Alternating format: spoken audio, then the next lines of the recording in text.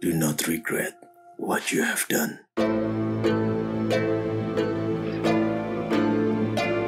Be detached from desire your whole life long. Think lightly of yourself and deeply of the world. A scar is a proof that you survive. Don't forget that. Accept everything just the way it is. If you don't like your destiny, then accept it. Instead, have the courage to change it the way you want it to be.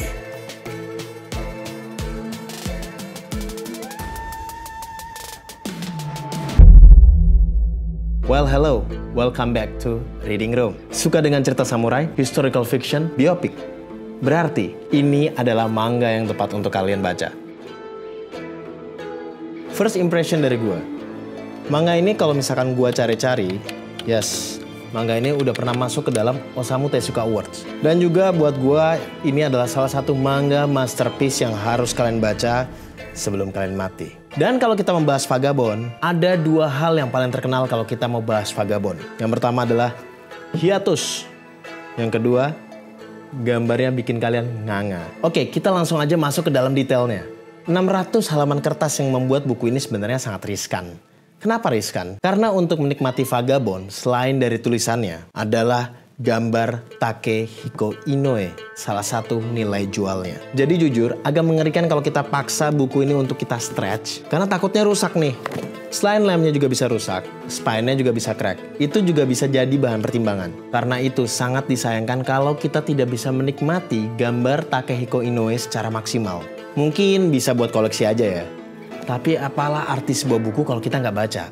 Yang menarik kalau kita kumpulkan dan jajarkan ke 12 volume ini.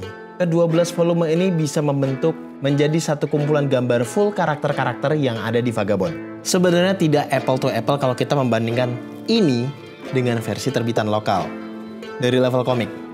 Karena ini bukan versi tankobonnya, ini versi 3-in-1 atau 2-in-1, ini omnibus sih disebutnya. Tapi ada yang membedakan lagi dari versi satuan ini dengan versi ini. Dan gue lebih memilih yang ini, kenapa? Karena di sini tidak ada yang disensor, teman-teman.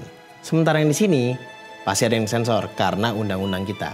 Dan kalau kita berbicara dengan onomatopeanya, atau yang biasa kita kenal dengan sound effect di manga atau komik, yang membedakan adalah kalau di level komik, dia masih, sebenarnya gue lebih suka yang ini kalau misalkan masalah sound effect-nya, karena masih dengan kaligrafi Jepangnya, masih dengan bahasa sound effect Jepangnya. Sementara kalau di Fishbeak sudah dirubah menjadi bahasa Inggris. Kalau kita mengharapkan pertarungan yang epic seperti Dandadan, One Punch Man, buang semua ekspektasi kalian. Karena Takehiko Inoue punya penceritaan dan gaya sendiri untuk menggambarkan sebuah pertarungan. Manga ini punya alur cerita yang sebenarnya slow burn.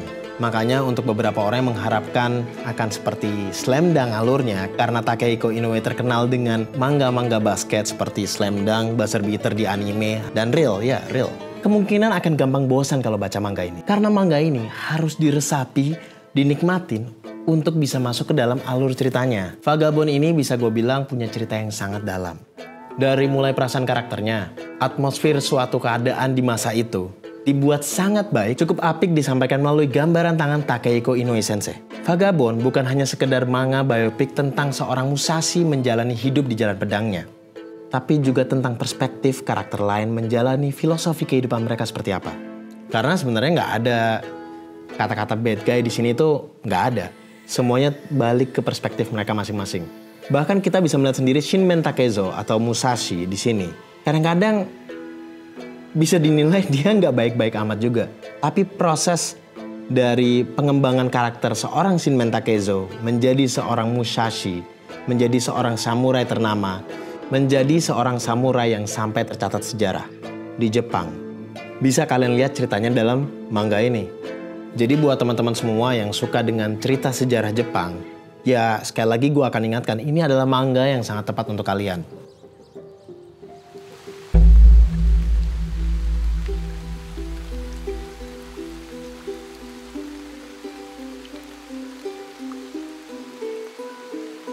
Shinmen Takezo dan Matahachi, sepasang sahabat yang terbangun di ladang sisa-sisa perang besar di Sekigahara.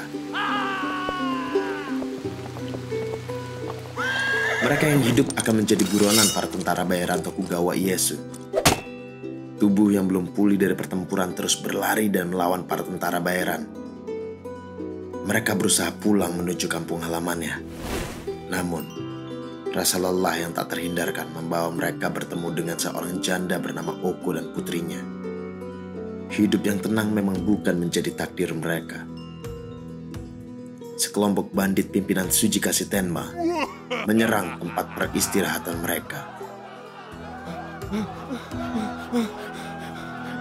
Setelah Takezo membereskan para bandit dan hendak pulang, Matahachi malah kabur bersama Oko. Takezo pulang ke Miyamoto tanpa sahabatnya.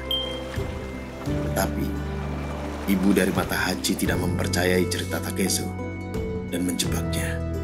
Takezo menjadi buronan dan melarikan diri ke gunung. Namun, Takezo akhirnya berhasil ditangkap oleh Otsu, teman kecilnya, dan seorang rahib bernama Takuan Soho. Takuan urung menghukum mati Takezo dan memberikan kesempatan hidup dengan identitas baru pada Takezo. Nama yang kita kenal sebagai samurai paling legendaris di Jepang. Miyamoto Musashi.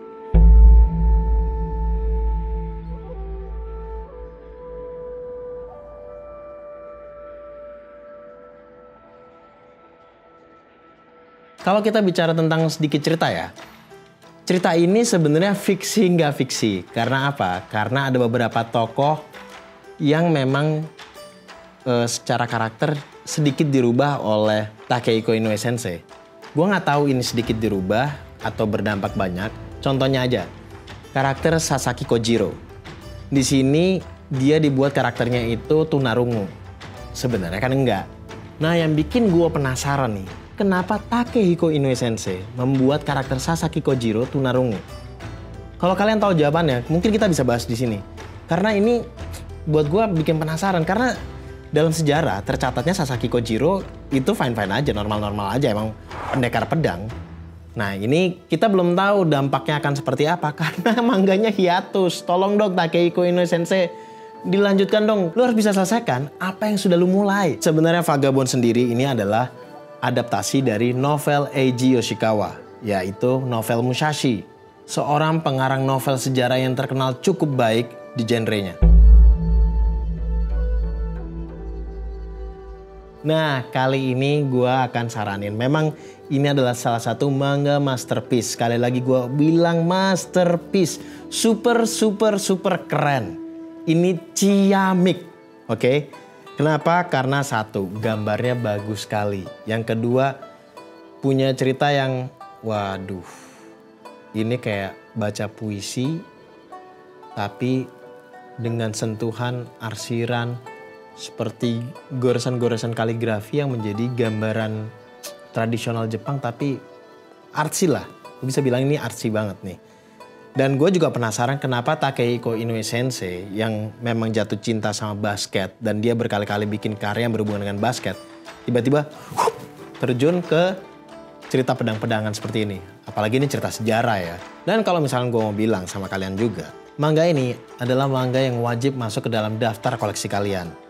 Tapi perlu diperhitungkan juga, sisi lainnya adalah manga ini baru bisa kalian nikmatin di usia yang kalian bisa paham bagaimana depth, bagaimana problema kehidupan di sini, bagaimana pengembangan karakternya. Baru kalian bisa paham ya problem-problem dalam buku ini tuh sebenarnya seperti apa. Dan juga di luar masalah problemanya, di sini juga ada unsur kekerasannya juga ada, unsur nuditinya juga ada. Jadi ya sebaiknya kalau dari gua 17 tahun ke atas. Oke, buat teman-teman semua yang mungkin mau koleksi juga buku ini.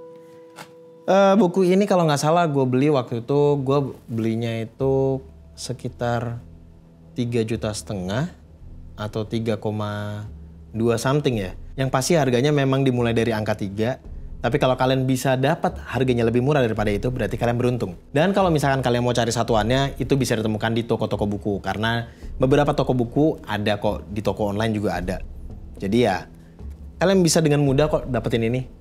Walaupun waktu itu memang sempat beberapa volumenya ada yang gaib-gaib tuh. Karena pada masa pandemi kan memang beberapa percetakan kayaknya nggak produksi.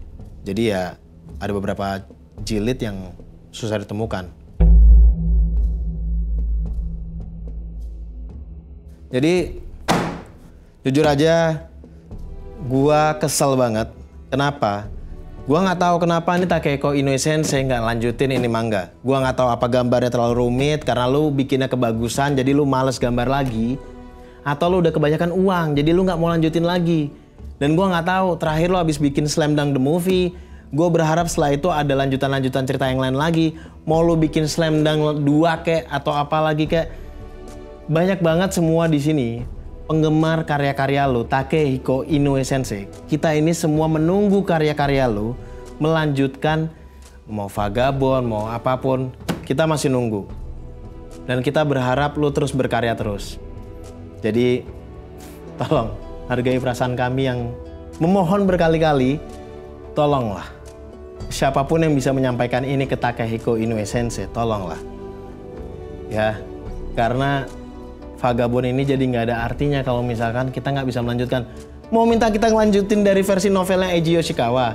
Ya, kita udah terlanjur terlena dengan gambar-gambar. Jadi ya, tolong. Sekali lagi tolong. Selesaikan. Oke, guys. Jadi tidak usah muluk-muluk dan banyak-banyak lagi. Langsung saja. Kalau kalian mau, kalian tinggal cari. Karena ini adalah salah satu rekomendasi manga yang sudah masuk ke daftar favorit gua. Dan mungkin kalau misalkan kalian juga mau cari-cari manga-manga yang menurut kalian itu di luar shonen, ini adalah pilihan yang tepat. Jadi, gue cuma bilang akhir kata dari gue. Love you all, peace and signing out.